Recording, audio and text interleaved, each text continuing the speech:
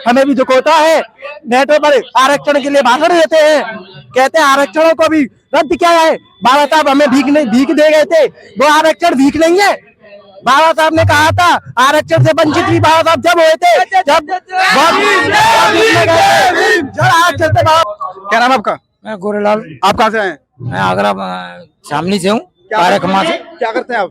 मेरा कारपेंटिंग का काम है। आज काम पर नहीं गए आप? नहीं, आज छुट्टी करके भाई के लिए समर्थन में आए। क्या अच्छा लगता है आपको? हमें भाई की संविधान बचाओ यात्रा बहुत बढ़िया लगी है और हम बिल्कुल समर्थन करने आए हैं, संविधान बचा रहे हैं और इसके लिए हम तन मन से और धन से भाई का समर्थन करते हैं।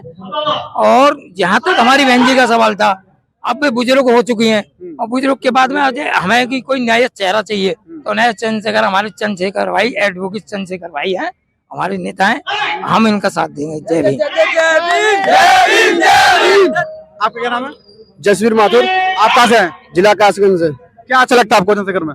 चंद्रशेखर एक युवता नेता है ये, और हमारे समाज को आगे लेके जाएंगे, और हमारा समाज भगवान बिछड़ गया है और ये एकजुट होने की तैयारी है, और हमारे संविधान में और छेड़छाड़ की जाएगी और बहुत बहुत गलत हो जाएगा भाई। अभी जैसे कि आपको पता ही इलेक्शन आने वाले हैं, अभी जैसे एमपी में, राजस्थान में इलेक्शन खत्म हो चुके, अभी यूपी की बारी है, तो आपको क्या लगता है ये कोई संविधान बचाओ यात्रा या कोई चुनावी कोई एजेंडा है?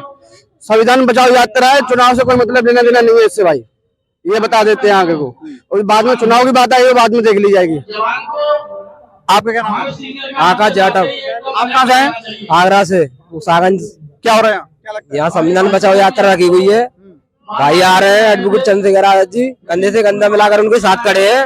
जो कोई बात आएगी वो भी देखी जाएगी, अब संविधान छेड़छाड़ की जाएगी उसके सामने भी विरुद्ध में हम सब लोग एकजुट हो चुके हैं। अब हमारी बारी आ चुकी है, हम सबको एकजुट होना है, और जिस दिन हमें संविधान बदलने की किसी ने कोशिश की उसके विरुद्ध में रहते हुए हम सब एकजुट होके उसका सामना करेंगे, और बड़े भाई चंद्रशेखर आजाद जी के लिए कंधे से कंधा मिलाकर सबकी सब एक साथ खड़े हुए हैं। अभी कुछ लोग ये बोलते हैं कि जो चंद्रशेखर आजाद जी हैं, उन्होंने काफी युवा पर केस करवा दिया, उनकी जिंदगी खराब हो गई। केस किसके लिए क्या गया पता है?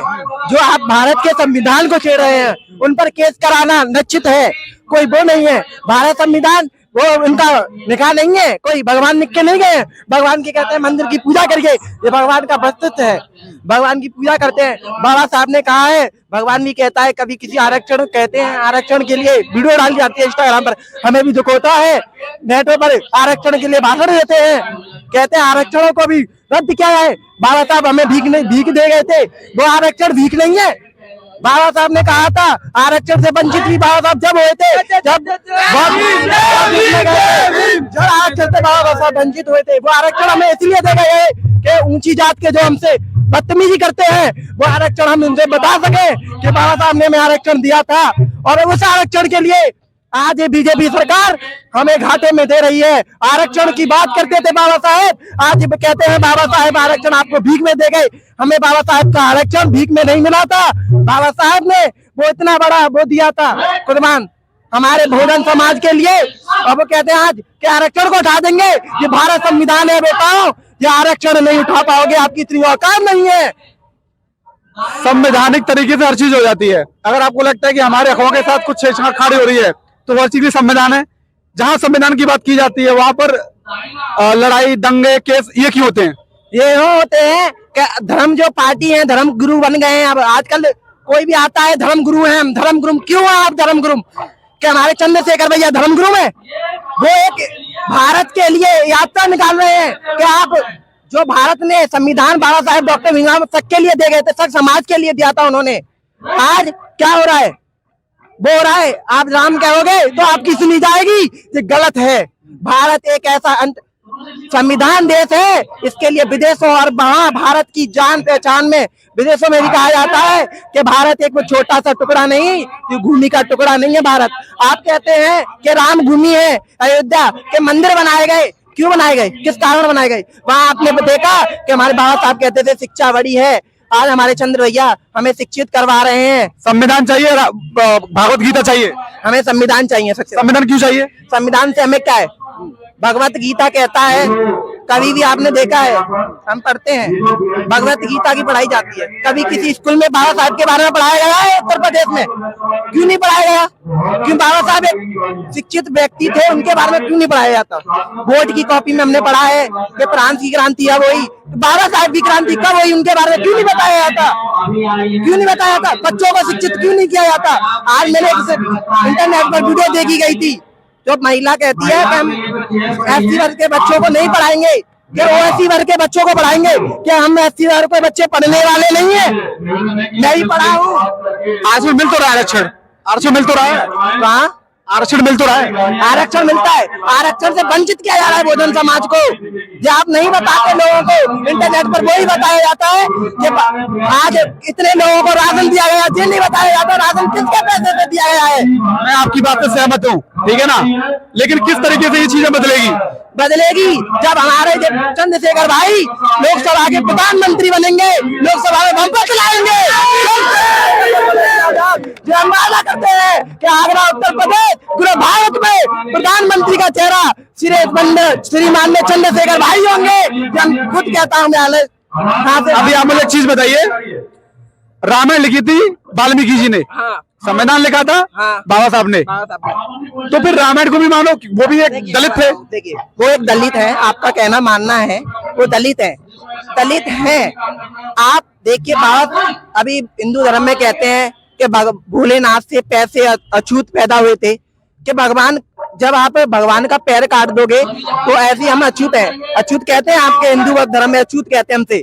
बाबा भी देखें, बागेश्वर बाबा का आपने नाम सुना होगा, उनके नेटवर्क पर बहुत वीडियो वायरल होते हैं। एक वीडियो ऐसा था, उन्होंने कहा कि अछूत है बाबा, कभी कोई हिंदू धर्म नहीं कहता कि अछूत, और आप ये मानिए हिंदू धर्म कभी कहता है किसी भागवत गीता में लिखा हो, किसी में दिखाइए मुझे, नहीं कहता है कोई? तो हम लोग क्यों बना रहे हैं बातों को? कोई धर्म कहता है, किसी बीच में लिखा है कि हम अछूत है? अभी जैसे बहुजन समाज के जो महापुरुष हैं, किसके बारे में आप जानते हैं?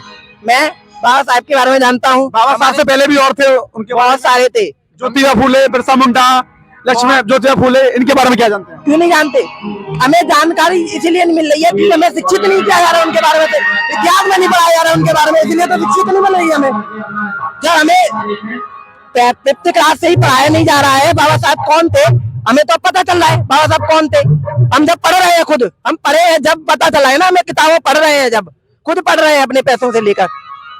संविधान का चैप्टर भी होता है सब्जेक्ट में, वो आपने पढ़ा है? संविधान का चैप्टर कौन सा दिया जाता है आपको पता है? सरकारी बुक में कौन सा दिया जाता है? क्या दिया जाता है? एक कॉमन सब्जेक्ट होता है। कॉमन सब्जेक्ट क्या होता है? एक चार्ट होता है, उसमें वही बताया जाता है आगे का, जो बाबा साहब ने हमें अधिकार दिए थे, उसके आगे क्यों नहीं बढ़ाया जाता? चलो मैं आपकी बात मान रहा हूँ। अब मुझे अब एक चीज बताइए, बहुजन समाज पार्टी, आर्य समाज पार्टी एक ही समाज है, वोट दो जगह बढ़ चुके हैं, तो किस तरीके से करोगे ना? देखिए बहन कुमारी मायावती जी हमारी आदरणीय रह चुकी हैं, बहन जी ने जो हमें दिया है वो हम उनके नमन करते हैं। बहन जी हमें, बहन जी भोजन, देखिए बहन जी अब आई हैं, बहन जी हम पुरानी है, बहन जी अब उनके टाइम से टाइम हो रहा है। हमें भी भोजन समाज को एक अच्छा नेता चाहिए, बहन जी भी नेता अच्छी थी, मैं मानता हूँ। आज वो बड़ी बूढ़ी हो रही हैं, हमारे चंद्रशेखर भाई आए हैं, एक युवा वर्ग है, युवा वर्ग आज हम लोग जहाँ युवा वर्ग दिख रहा हो आपको, वो इनके लिए कंधे से कंधा मिला के खड़ा है। ये बात है। अभी मतलब ये पूरा सपोर्ट है चंद्रशेखर यादव को। हाँ, इलेक्शन आने वाले लोकसभा इलेक्शन में वोट पड़ो करोगे? वोट पूरे धूमधाम से आगरा की जितनी भी सीटें हैं उनको ही मिलेगी, और उत्तर प्रदेश से मैं वादा करता हूँ कि बीजेपी का नाम घट चुका है, जो आपने लोगों ने देख लिया है।